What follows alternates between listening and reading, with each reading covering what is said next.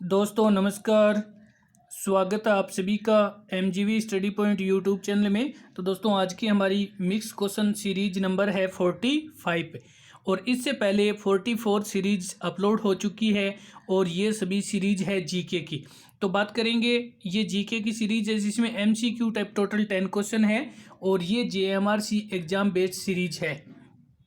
साथ में जेएमआरसी, रीट, एचएसएससी, पटवारी, police, high court और अन्य सभी एग्ज़ाम के लिए इम्पोर्टेंट रहने वाले ये वीडियो है। तो ज़रूर इसको लास्ट तक देखें, लाइक शेयर भी करें और अभी तक अपने यूट्यूब चैनल को सब्सक्राइब नहीं किया है तो ज़रूर इसको सब्सक्राइब करें, अपने फ्रेंड्स को भी फॉरवर्ड करते रहिए। तो बात कर लेते हैं, ये जो मिक्स क्वेश्चन सीरीज है ये मैथ की, रीजनिंग की, जीके की, हिंदी की, इंग्लिश की, कंप्यूटर की अपलोड की गई है। तो आप ज़रूर प्लेलिस्ट में देख सकते हैं, आपकी हेल्प के लिए वीडियो अपलोड किया गया है और विभिन्न एग्जाम के ओल्ड सोल्वर्ड पेपर भी देख सकते हैं। तो चलिए बात कर लेते हैं आज के हमारे इन क्वेश्चन की। और क्वेश्चन जो फर्स्ट है वो आपके सामने है और क्वेश्चन फर्स्ट में आपसे पूछा जा रहा है, हल्दी घाटी का युद्ध कब हुआ था। तो हम बात कर रहे हैं हल्दी घाटी के युद्ध की और ये हुआ था 21 जून 1576 को। हल्दी घाटी का युद्ध है ये 21 जून 1576 को हुआ था। ऑप्शन सी करेक्ट है। हल्दी घाटी का युद्ध है ये गोगुंदा व खमनोर के बीच में हुआ था। और हल्दी घाटी नाम इसलिए पड़ा था, वहाँ की जो पहाड़ियाँ हैं उसका जो रंग है वो पीला है, हल्दी के जैसा है, इसलिए उसे हल्दी घाटी कहा जाता है। और ये हल्दी घाटी गोगुंदा व खमनोर के मध्य है। 21 जून 1576 को महाराणा प्रताप एवं अकबर की सेना के बीच में हुआ था। यहाँ पे बात करेंगे 17 मार्च 1527 को। 17 मार्च 1527 को खानवा, ये रूपवास, भरतपुर जिले में ये युद्ध हुआ था। और बात करेंगे 16 फरवरी 1527 को।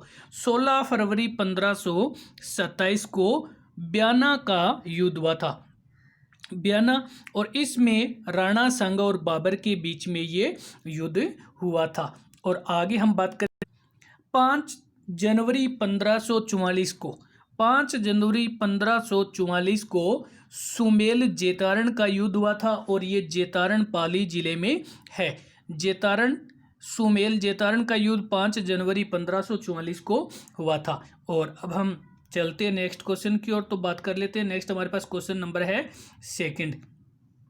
क्वेश्चन सेकंड में पशु पक्षियों की शैली, चित्र शैली कौन सी है। तो बात कर रहे हैं पशु पक्षियों की चित्र शैली, या हम ऐसे कह सकते हैं कि सर्वाधिक जो चित्र है वो पशु पक्षियों की शैली कौन सी है। और यहाँ पे हमारा आंसर है ऑप्शन बी, बूंदी शैली। बूंदी शैली में सर्वाधिक के जो पशु पक्षियों के चित्र है और इसमें शिकार के दृश्य भी दिखाए गए हैं, जो 17वीं शताब्दी के शिकार के दृश्य भी दिखाए गए हैं। बात करेंगे एक सबसे इम्पोर्टेंट चित्र इसमें है, वो केवल एकमात्र है, वर्षा में नाचता मोर, एकमात्र बूंदी शैली का चित्र है और मोस्ट इम्पोर्टेंट क्वेश्चन है। और चलते हैं बात कर लेते हैं, तो यहाँ पे किशनगढ़ शैली, तो किशनगढ़ की जो शैली है उसमें बनी ठनी का चित्र है। और सावंत सिंह की जो नागरी दास इनका दूसरा नाम था। और नाथ द्वारा शैली, नाथ द्वारा में भगवान राधा कृष्ण के चित्र है। और चलते हैं अगले क्वेश्चन की ओर। तो नेक्स्ट हमारे पास क्वेश्चन नंबर है 3।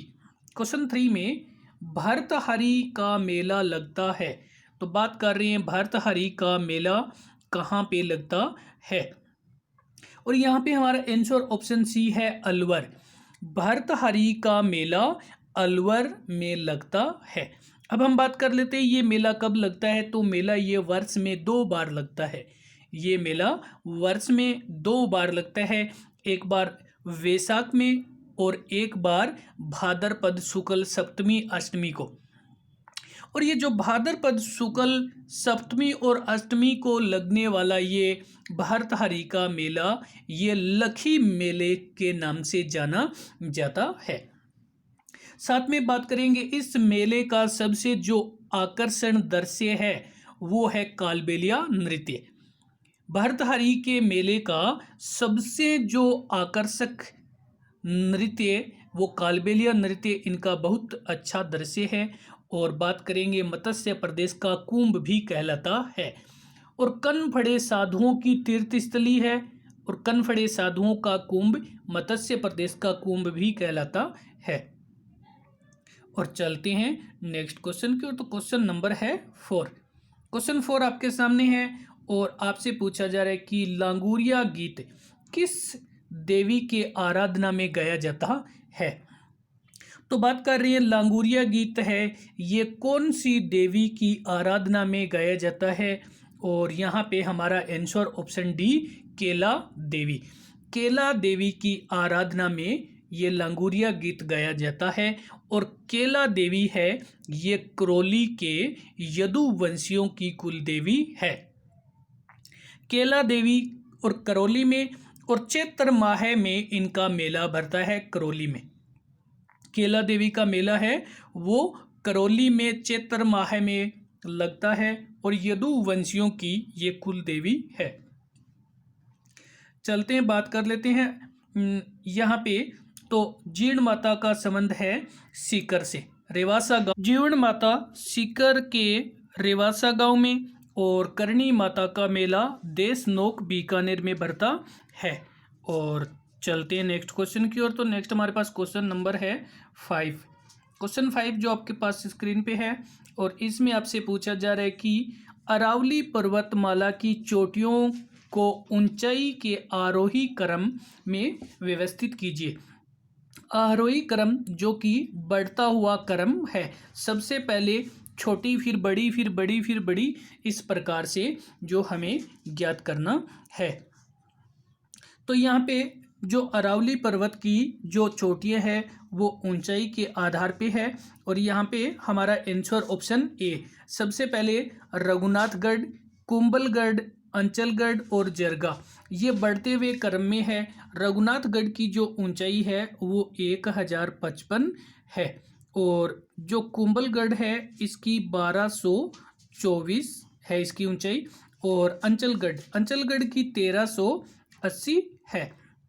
और जो जरगा है ये 1431 है। जरगा की जो ऊंचाई है 1431 है। और चलते हैं बात कर लेते हैं अगले क्वेश्चन की। तो नेक्स्ट हमारे पास क्वेश्चन नंबर है 6।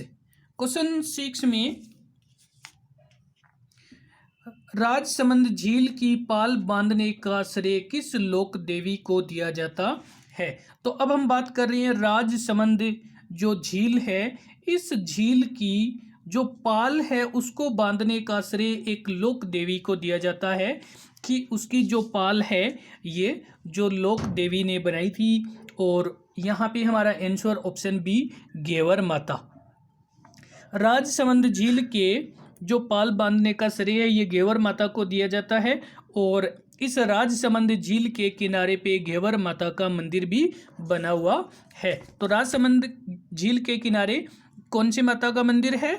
घेवर माता का मंदिर है। बात करेंगे राजसमंद झील के निर्माण की, तो इसका निर्माण 1662 ईस्वी में किया गया था और राज सिंह ने करवाया था। महाराणा राज सिंह ने राजसमंद झील का करवाया था।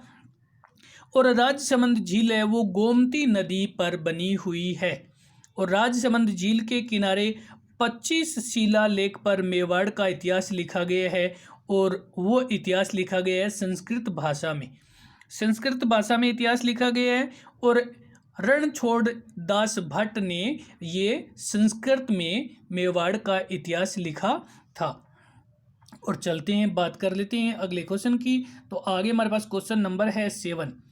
क्वेश्चन 7 में राजस्थान की जलवायु को प्रभावित करने वाला सबसे महत्वपूर्ण कारक कौन सा है। तो अब हम बात कर रहे हैं राजस्थान की जलवायु को प्रभावित करने वाले कारक की, और वो कारक कौन सा है। तो यहाँ पे हमारा आंसर ऑप्शन सी है, ए एवं बी दोनों। एक तो पवनों की दिशा, पवन के चलने की जो दिशा है, और दूसरा सूर्य की जो ताप की मात्रा, सूर्य ताप की जो मात्रा है और पवन की दिशा है, ये दोनों ही राजस्थान की जलवायु को सर्वाधिक प्रभावित करने वाले कारक है। बात करेंगे मरुस्थलीय वायुमंडल, जो कि राजस्थान का जलवायु है वो मरुस्थलीय जलवायु कहलाता है और इसमें 60% भाग आता है, 60% भाग, और जिसमें राजस्थान के 12 जिले आते हैं। टोटल 12 जिले आते हैं इस मरुस्थलीय जलवायु में। और चलते हैं अगले क्वेश्चन की ओर। तो नेक्स्ट हमारे पास क्वेश्चन नंबर है 8। क्वेश्चन 8, इससे पहले वीडियो को लाइक से जरूर करें, चैनल को भी सब्सक्राइब कर दीजिए, और अभी तक यूट्यूब चैनल को सब्सक्राइब नहीं किया तो जरूर इसको करें। क्वेश्चन 8, एशिया का सर्वाधिक सीसा जस्ता भंडार कहाँ पाया जाता है? तो बात कर रहे हैं एशिया की, और सर्वाधिक जो सीसा और जस्ता का भंडार है वो कहाँ पर पाया जाता है? तो आपसे सीसा और जस्ता के भंडार की बात पूछी जा रही है, और यहाँ पे हमारा आंसर है ऑप्शन बी, रामपुरा अगुचा। रामपुरा अगुचा में एशिया का सर्वश्रेष्ठ सीसा जस्ता भंडार पाया जाता है। और चलते हैं इसी के साथ में अगले क्वेश्चन की ओर। तो नेक्स्ट हमारे पास क्वेश्चन नंबर है 9। क्वेश्चन 9, पंचायती राज व्यवस्था है। तो बात कर रही है पंचायती राज व्यवस्था की, और ये क्या है? तो यहाँ पे हमारा आंसर ऑप्शन डी है, ग्रामीण स्थानीय स्वशासन। पंचायती राज है वो ग्रामीण स्थानीय स्वशासन है।